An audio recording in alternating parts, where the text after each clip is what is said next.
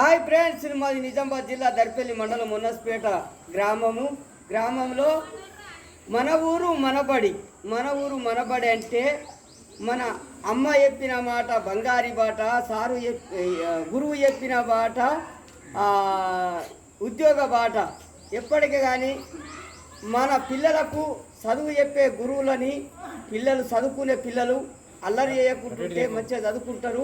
ఈ గవర్నమెంట్ స్కూళ్ళల్లో చదువు చెప్పే గురువులు మంచోళ్ళు ఉన్నారు.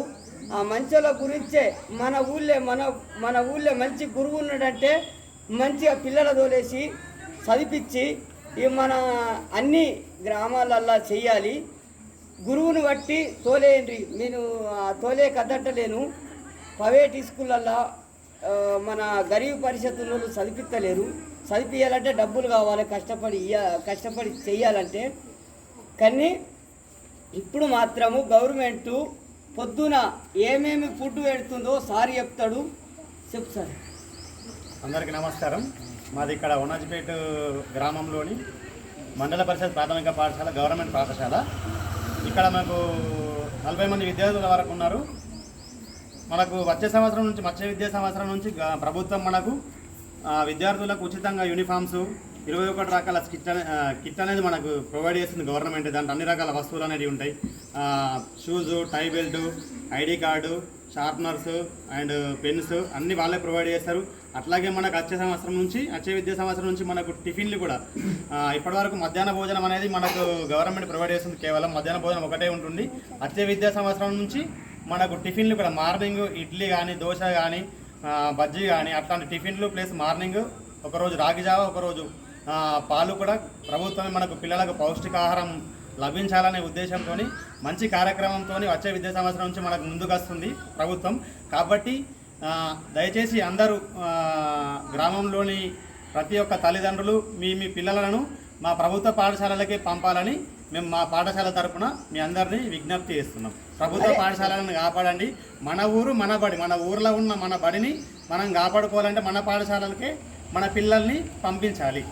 మన ఊరు మనబడిని కాపాడాలనుకుంటే బడి అంటే గుడి లాంటిది, తల్లి అంటే ఒడి లాంటిది. ఈ బడిని కాపాడుకోవాలంటే పాఠశాలలలో చదువు చెప్పే గురువులని మనకు అడిగే శక్తి ఉంటుంది. ప్రైవేట్లలో అడిగే శక్తి ఉంటుంది.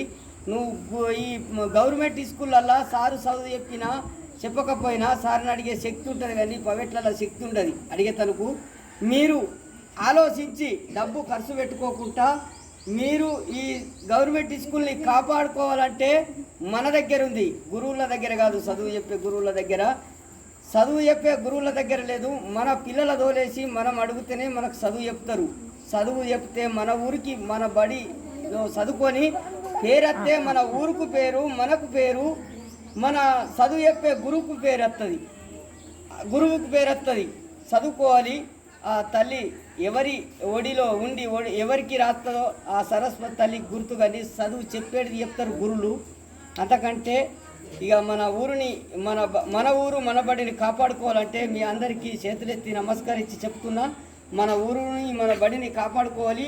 మీరు ప్రైవేట్ స్కూళ్ళల్లో తోలేసి ఎన్ని ఖర్చు అవుతుందో లెక్క చేసుకొని ఇక్కడ కూడా మన ఊరు మన బడిని కాపాడుకోవాలని కోరుకుంటున్నాం.